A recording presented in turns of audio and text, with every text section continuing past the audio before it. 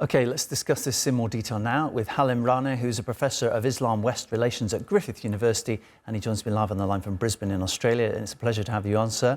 As we heard from Antonio Guterres there, the figures indicate Islamophobia is on the rise. Is this because of October 7th? Is it because of the wider conflict in Gaza? Why do you think? There certainly has been a major increase since October 7, and I think a lot of that has to do with the political rhetoric that we've seen in the aftermath of those events and throughout the genocide over the last 16 or 17 months. Yeah, and I wanted to ask you, I mean, you say political rhetoric. Can I throw in the media coverage as well? Is the way that the events are being reported and discussed by the media and politicians, is that influencing people? Absolutely. If we take over here in Australia as an example, there's been a clear bias in the way the media have reported on the situation in Palestine and the genocide in particular. There's been a bias towards the pro-Israel narrative, and this has resulted in a lack of empathy and a diminishing of humanity, really, when it comes to the plight of the Palestinian people.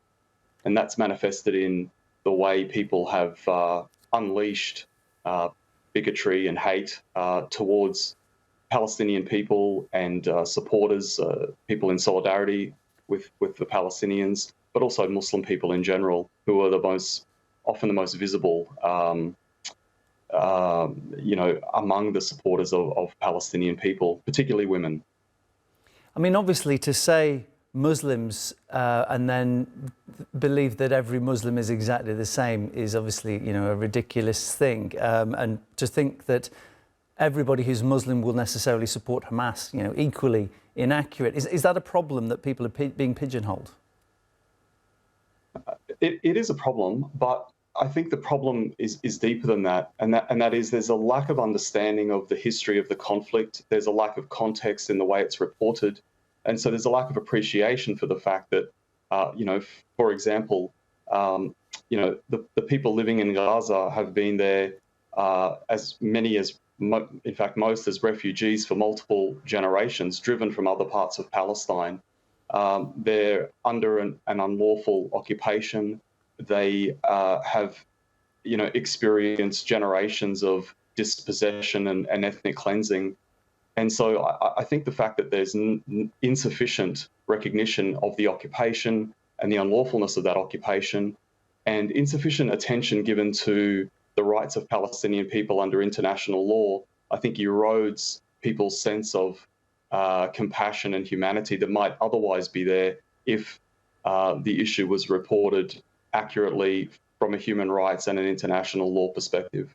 I'm curious what kind of reporting you're hearing, because obviously, I work within a news organisation myself, and I've just spoken to our correspondent in Gaza, and what he tells me is that people haven't had any food deliveries for 2 weeks, so they're being starved to death. They are going to die of dehydration, perhaps before they starve to death, and at the same time they're being bombed. And I'm wondering, what kind of reports are you getting that people are not sympathising with those Palestinians, they're actually feeling hatred towards them? We get these reports as well over here in the Australian media, but often they're secondary to the horrific events of October 7. It's almost as though Palestinians somehow deserve the kind of the collective punishment that's being inflicted on them.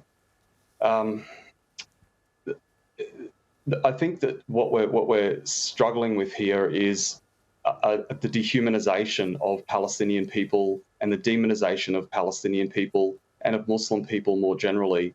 And that strikes at the heart of this escalation of Islamophobia that we've witnessed over the past almost 2 years now. Halim, thank you so much for coming on. Appreciate your time. My guest is Halim Rane, who's a Professor of Islam-West Relations at Griffith University. Appreciate it.